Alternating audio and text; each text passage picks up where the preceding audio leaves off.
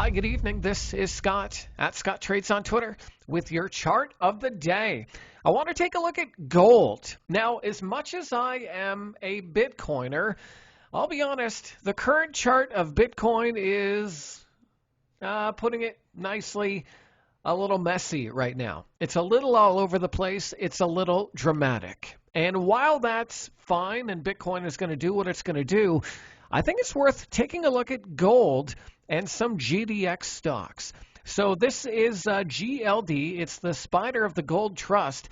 And I kind of like how it's trading here. You can see how in March we hit a bottom, and then later in March we hit a double bottom. And once we kind of established that low, gold started to move to the upside. And these moving averages started to get into order, where we have the fastest moving average, the orange one here on top.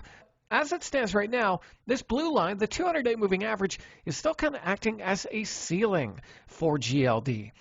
That said, I think if it can get above and stay above this 200-day moving average, gold could potentially be a value inflationary hedge. As you may know, people are looking at Bitcoin as a hedge against inflation, but Bitcoin's had a really good run and is currently consolidating. But gold has already consolidated and is starting to turn to the upside. So as much as like I said, love Bitcoin, I think it's worth taking a look at gold here and watch to see if it can get above and stay above that 200-day moving average. As it stands right now, we have support right along the daily 8 exponential period moving average. Let's take a look at GDX.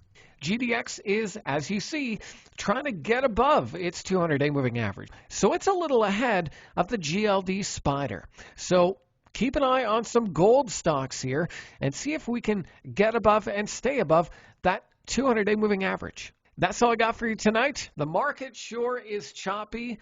Trade safe. We'll see you next time.